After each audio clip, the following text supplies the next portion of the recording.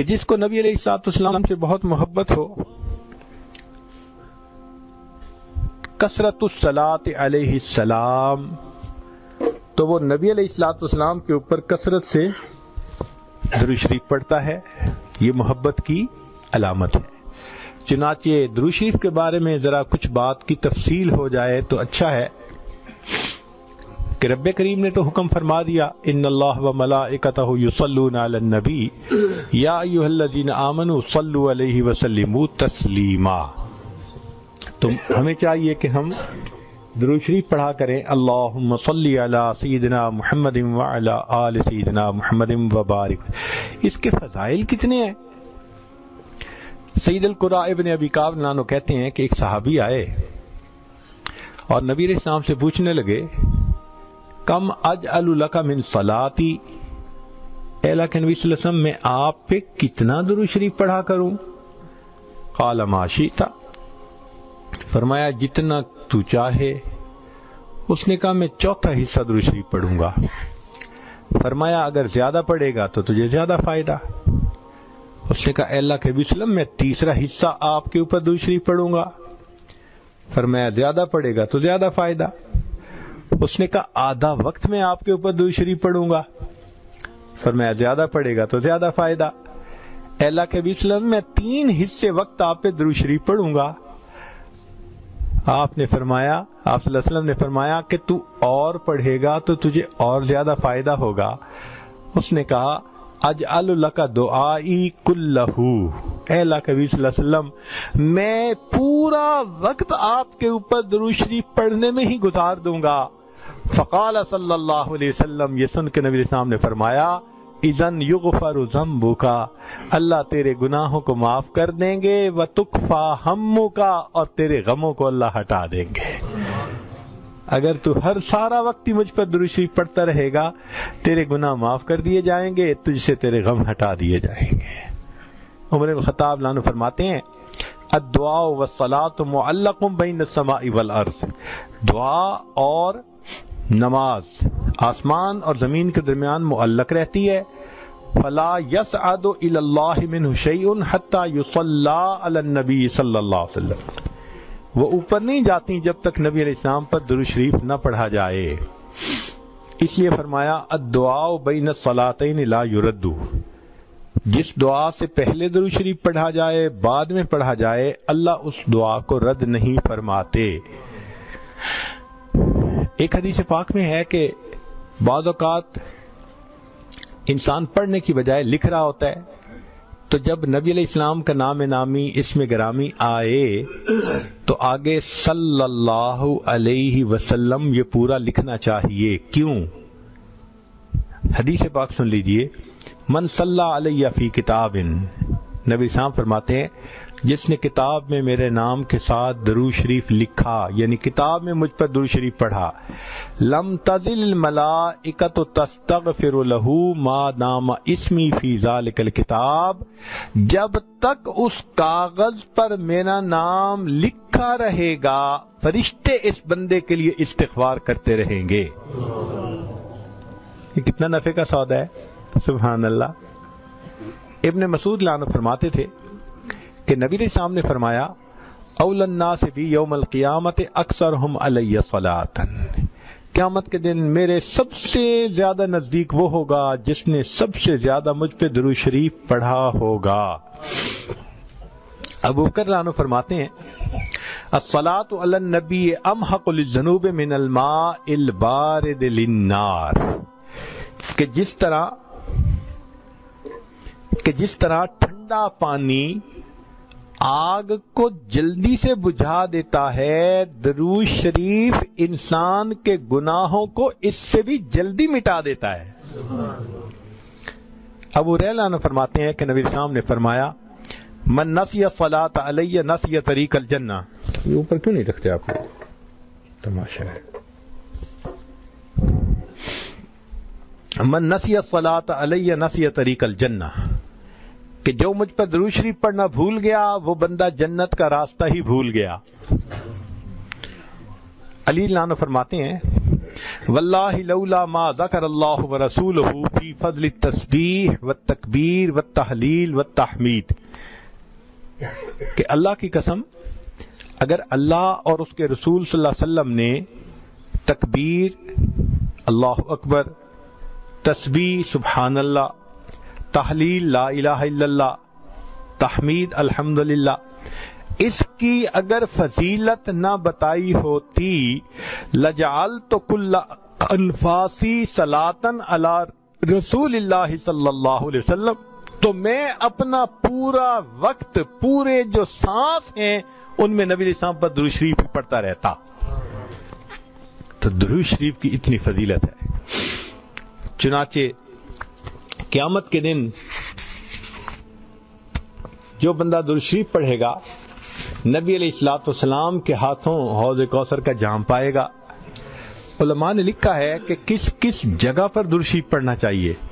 المواضع التي يصلى ويسلم علیہ صلی اللہ علیہ وسلم، تو وہ فرماتے ہیں دخول المسجد والخروج منہ، مسجد میں داخل ہوتے ہوئے درود شریف پڑھے اور نکلتے ہوئے پڑھے، والتشہد التحیات میں پڑھے، ورؤیت المساجد، مسجد پہ نظر پڑے تو درود شریف پڑھے، دخول الاسواق، بازار میں داخل ہوتے ہوئے درود شریف پڑھے، دخول البیت والخروج منہ، گھر میں داخل ہوتے ہوئے درود شریف پڑھے، گھر سے نکلتے ہوئے درود شریف پڑھے، نسیان الحاجہ، کوئی بات بھول جائے، چیز رکھ کے بھول جائے تو نبی علیہ السلام پہ درود شریف پڑھے، وقت الفقر، تنگی کا وقت ہو تو نبی علیہ السلام پہ درود شریف پڑھے، فی بدایت العلم، اور اگر علم کی مجلس ہو تو اس کے شروع میں درود شریف پڑھے، فی البدایت فی الخطب، خطبے کے شروع میں درود شریف پڑھے، والانتہاء فی مجالس العلم، مجلس علم کے اختتام پہ درود شریف پڑھے، فی لقاء الاخوان، دو مسلمان بھائی آپس میں ملیں تو بھی درود شریف پڑھیں، فی موادعاتہم و مفارقتہم، ملتے ہوئے جدا ہوتے ہوئے درود شریف پڑھے، مدارسۃ حدیث النبوی صلی اللہ علیہ وسلم، نبی علیہ السلام کی حدیث پڑھاتے ہوئے درود شریف پڑھے، عند تذکرتہ صلی اللہ علیہ وسلم، جب محبوب صلی اللہ علیہ وسلم کا تذکرہ آئے تو درود شریف پڑھے، عند ذکر اصحابہ، نبی علیہ السلام کے صحابہ کا تذکرہ آئے اس وقت بھی درود شریف پڑھیں، عند ذکر شیء من معاصرہ، نبی علیہ السلام کے معاصر میں ان کی بچی ہوئی چیزیں جو تھیں، جیسے منہ مبارک تھے، آپ کا جبہ مبارک تھا، آپ کا عصا مبارک تھا، کوئی چیزیں اگر آپ دیکھیں میوزیم میں یا کسی جگہ تو ان کو دیکھ کے بھی درود شریف پڑھیں، عند دخول المدینہ، مدینہ داخل ہوں تو درود شریف پڑھیں، عند المرور علی قبرہ صلی اللہ علیہ وسلم، نبی علیہ السلام کے روض انور پہ حاضری ہو تو اس وقت بھی نبی علیہ السلام پر درود شریف پڑھیں۔ اب درود شریف کے کیا فوائد ہوں گے؟ علماء نے لکھا ہے انہا سبب لہدایت المصلی وحیات قلبہ، کہ درود شریف پڑھنے والے کو اللہ تعالیٰ ہدایت دیتے ہیں، اس کے دل کو زندہ کر دیتے ہیں۔ انہا سبب لزیادت محبت رسول اللہ، کہ اس درود شریف کے پڑھنے سے نبی علیہ السلام کی محبت میں اضافہ ہوتا ہے۔ انہا سبب لزیادت محبت العبد لرسول اللہ، کہ جو درود شریف زیادہ پڑھتا ہے نبی علیہ السلام کو اس بندے سے محبت زیادہ ہو جاتی ہے۔ انہا سبب قرب العبد من ربہ یوم القیامہ، کہ اس قیامت کے دن اس بندے کو اپنے رب کا قرب ملے گا جو زیادہ درود شریف پڑھتا ہوگا۔ انہا سبب قرب العبد من رسولہ صلی اللہ علیہ وسلم، نبی علیہ السلام کا قرب ملے گا آخرت میں۔ انہا ادا لشیء من حقہ، نبی علیہ السلام کے حقوق ادا کرنے میں سے یہ بھی ہے کہ انسان درود شریف پڑھے، گویا یہ حق ادا کرنے والا شمار ہوگا۔ انہا سبب مغفرت الذنوب، یہ درود شریف مغفرت ذنوب کا ذریعہ بنتا ہے۔ انہا سبب کفایت اللہ عبدہ ما اہمہ، جو درود شریف کثرت سے پڑھتا ہے اللہ اس کے غموں کو ہٹا دیتا ہے، اس کے لیے کافی ہو جاتا ہے۔ انہا سبب اجابت الدعاء، اس سے انسان کی دعائیں قبول ہو جاتی ہیں۔ انہا سبب نیل شفاعتہ صلی اللہ علیہ وسلم، جو درود شریف کثرت سے پڑھتا ہے اس کو نبی علیہ السلام کی شفاعت نصیب ہوگی۔ انہا سبب زکوٰۃ و طہارۃ للمصلی، درود شریف پڑھنے والے کا دل ستھرا ہوتا ہے، پاک ہوتا ہے، درود شریف کے پڑھنے سے صاف ہو جاتا ہے۔ انہا تطیب للمجالس، یہ مجالس کی پاکیزگی کا ذریعہ ہے جن میں درود شریف پڑھا جائے۔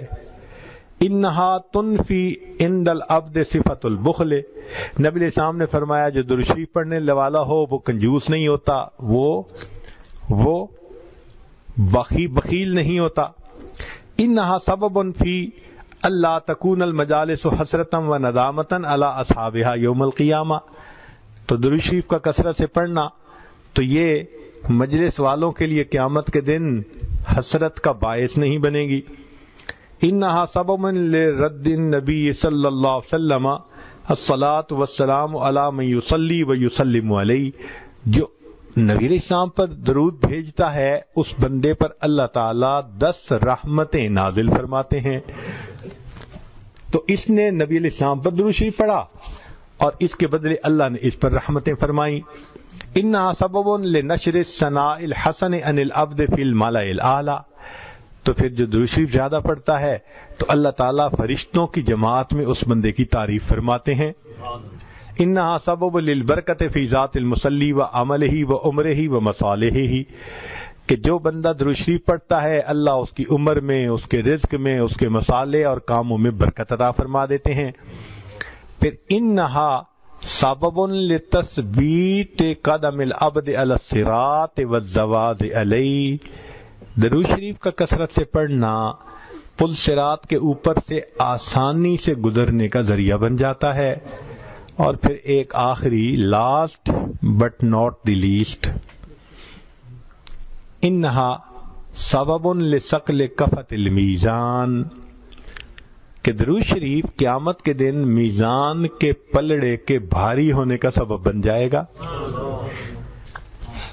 اللہ اکبر کبیرہ۔ اس بارے میں ایک حدیث مبارکہ سن لیجئے تاکہ بعض کو ہم مکمل کر دیں۔ سبحان اللہ۔ اس حدیث مبارکہ کو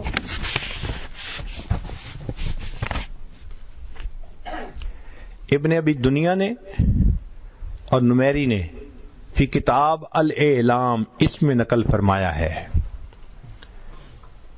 علامہ جلال الدین سیوطی رحمۃ اللہ علیہ نے التذکرہ میں بھی اس حدیث کو نقل کیا ہے۔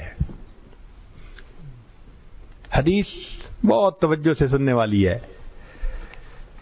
فرماتے ہیں کہ نبی علیہ السلام نے فرمایا ان لآدم علیہ السلام من اللہ عز وجل موقفا فی فسح من العرش علیہ ثوبان اخضران، کہ قیامت کے دن نبی علیہ السلام کے قیامت کے دن آدم علیہ السلام کو اللہ تعالیٰ عرش کے سامنے ایک جگہ عطا فرمائیں گے، علیہ ثوبان اخضران، ان کے اوپر 2 سبز کپڑے ہوں گے، یعنی جیسے نیلے کپڑے کی یونیفارم ہوتی ہے تو اس دن آدم علیہ السلام نے 2 سبز کپڑے اوڑے ہوئے ہوں گے۔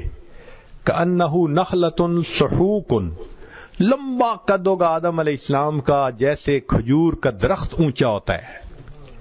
اتنا لمبا قد کیوں ہوگا؟ ینظر الی من ینطلق بہ من والدہ الی الجنہ، کہ جب مجمع زیادہ ہو نا تو اندر کیا ہو رہا ہے پتہ نہیں چلتا، تو اللہ تعالیٰ آدم علیہ السلام کو اونچا قد دے دیں گے۔ وہ قیامت کے دن سارے انسانوں کے اعمال کیسے تل رہے ہیں اس کو بھی دیکھیں گے، اور پھر جس کو جنت لے جائیں گے یا جس کو جہنم لے جائیں گے اس کو بھی وہ بیٹھے دیکھ رہے ہوں گے۔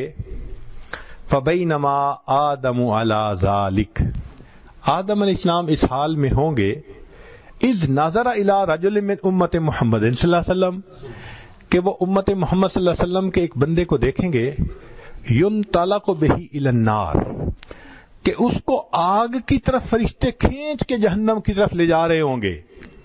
فینادی آدم علیہ السلام یا احمد یا احمد، آدم علیہ السلام پکاریں گے اے احمد صلی اللہ علیہ وسلم، اے احمد، تو احمد نبی علیہ الصلوۃ والسلام کا نام نامی اس میں گرامی ہے۔ فیقول علیہ الصلوۃ والسلام، جب نبی علیہ السلام اپنا نام سنیں گے تو فوراً کہیں گے لبیک یا ابا البشر، اے بشر کے باپ، لبیک میں حاضر ہوں۔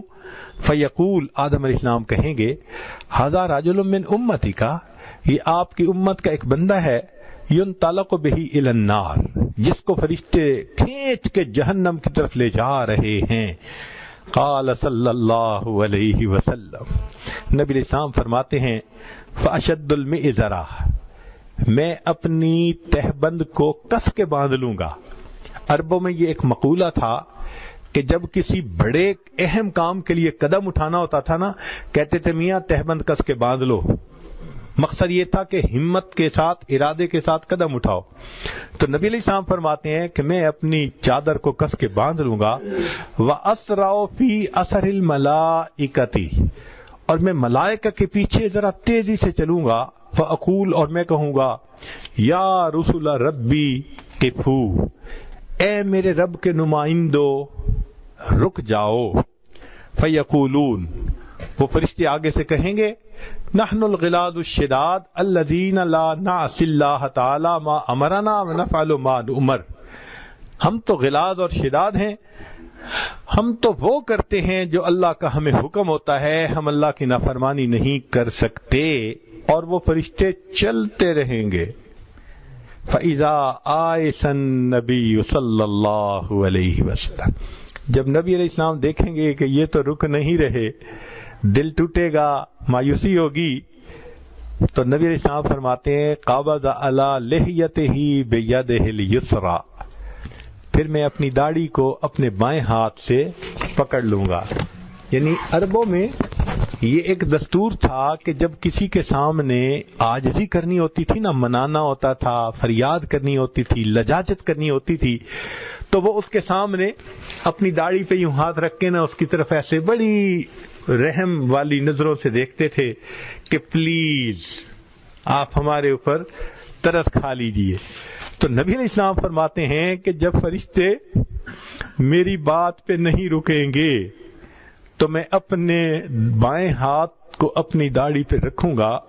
وَاسْتَقْبَلَ الْعَرْشَ بِوَجْهِهِ، اور نبی علیہ السلام اپنے مبارک چہرے سے عرش کی طرف دیکھیں گے۔ فَيَقُول، اور نبی علیہ السلام فرمائیں گے یا رب قد وعدتنی اللہ تخزینی فی امتی، اللہ آپ نے میرے ساتھ وعدہ نہیں کیا تھا کہ امت کے معاملے میں میری رسوا نہیں فرمائیں گے۔ فَيَأْتِ النِّدَاءُ مِنْ قِبَلِ الْعَرْشِ، عرش کے اوپر سے ایک آواز آئے گی اطیعوا محمدا، اور فرشتوں محمد صلی اللہ علیہ وسلم کی اطاعت کرو۔ وردوا ھذا العبد الی المقام، اور اس بندے کو دوبارہ میزان کے پاس واپس لے جاؤ جہاں سے کھینچ کے لائے ہو۔ چنانچہ اس بندے کو کھینچ کے واپس لائے گئے، اور اب اس کا دوبارہ پھر نام اعمال، اس کی نیکیاں ایک طرف رکھی جائیں گی اور اس کے گناہوں کو دوسری طرف رکھی جائیں گی، پھر اس کا حساب ہوگا۔ اللہ اکبر۔ فیخرج صلی اللہ علیہ وسلم، اب گناہ زیادہ ہوں گے، نیکیاں تھوڑی ہوں گی، تو نبی علیہ الصلوۃ والسلام اپنے فیخرج صلی اللہ علیہ وسلم بطاقۃ بیضاء کالانملۃ، یہ انگلی کا جو پورا ہوتا ہے نا، اس کے برابر چھوٹا سا کاغذ کا ٹکڑا نبی علیہ السلام اپنے پاس سے نکالیں گے۔ فَيُلْقِيهَا فِي كَفَةِ الْمِيزَانِ الْيُمْنَى، اور نبی علیہ السلام اس کو نیکیوں کے پلڑے میں ڈال دیں گے۔ وَهُوَ يَقُولُ، اور ڈالتے ہوئے نبی علیہ السلام پڑھیں گے بسم اللہ، اللہ کے نام کے ساتھ۔ فَتَرْجِحُ الْحَسَنَاتُ عَلَى السَّيِّئَاتِ، وہ اتنا بھاری ہو جائے گا کہ نیکیوں کا پلڑا جھک جائے گا، گناہ کا پلڑا ہلکا ہو جائے گا۔ جیسے ہی جھک جائے گا تو اس وقت فَيُنَادِ الْمُنَادِي، فرشتہ اعلان کرے گا سُعِدَ وَسُعِدَ جَدُّهُ، یہ تو کامیاب ہو گیا، اس کے جد بھی کامیاب ہو گئے، تو پاس ہو گیا، تو جنت میں جائے گا۔ جب اس کے پاس ہونے کا اور سعید ہو جانے کا اعلان ہوگا اور کہا جائے گا انطلقوا بہ الی الجنہ، کہ اس بندے کو فرشتوں جنت کی طرف لے جاؤ۔ فیقول، اس وقت وہ بندہ حیران ہوگا اور وہ فرشتوں سے کہے گا، اب یہ بندہ فرشتوں سے بات کر رہا ہے، یا رسول ربی، اے میرے رب کے نمائندو، قفو، تھوڑی دیر تو رک جاؤ۔ حتی اسأل ھذا العبد الکریم علی ربہ، حتیٰ کہ میں اس کریم شخصیت سے یہ پوچھ تو لوں کہ یہ کون ہے۔ وہ فرشتوں سے یہ کہے گا کہ تم مجھے جنت لے جا رہے ہو، تھوڑی دیر رکو، مجھے پوچھنے تو دو نا کہ یہ کون ہے کہ جنہوں نے جہنم سے راستہ میرا بدلوا کر جنت کا راستہ بنوا دیا۔ چنانچہ وہ فرشتے تھوڑی دیر رکیں گے تو وہ نبی علیہ الصلوۃ والسلام سے کہے گا یا بے ابی انت و امی، آپ کے اوپر میرے ماں باپ قربان، ما احسن وجہ کا، آپ کا چہرہ کتنا خوبصورت ہے۔ اللہ اکبر کبیرہ۔ وہ بندہ کہے گا کہ آپ کے اوپر میرے ماں باپ قربان، آپ کا چہرہ کتنا خوبصورت ہے، وَأَحْسَنَ خَلْقُكَ مَنْ أَنْتَ، اور آپ کے اخلاق کتنے اچھے ہیں، آپ کون ہیں؟ اس وقت فقد اقلتنی اسرتی، آپ نے میری لغزشوں کو کم کروا دیا، ورحمت عبرتی، اور میرے غموں کو مٹا دیا۔ فیقول علیہ الصلوۃ والسلام، نبی علیہ السلام جواب میں فرمائیں گے انا نبیک محمد، میں محمد صلی اللہ علیہ وسلم تمہارا نبی ہوں، وہذہ صلاتک التی کنت تصلی علیہ، اور یہ وہ درود شریف ہے جو تو دنیا میں میرے اوپر پڑھا کرتا تھا، وفیتکھا احوج ما تکون الیہا، اس درود کا بدلہ تجھے اس وقت ملا جب تجھے اس کی بڑی ضرورت تھی، اور اللہ نے اس کی برکت سے تجھے جنت عطا فرما دی۔ آج ہم اپنے آسانیوں میں نبی علیہ الصلوۃ والسلام کی ذات بابرکات پر درود شریف پڑھتے رہیں۔ کتنے لوگ ڈرائیونگ کر کے جاتے ہیں، آتے ہیں، درود شریف پڑھ سکتے ہیں، اس دوران گھنٹوں پڑھ سکتے ہیں، غفلت کی وجہ سے نہیں پڑھتے۔ اللہ تعالی ہماری اس غفلت کو معاف فرمائے اور ہمیں نبی علیہ السلام پر کثرت سے درود شریف پڑھنے کی توفیق عطا فرمائے۔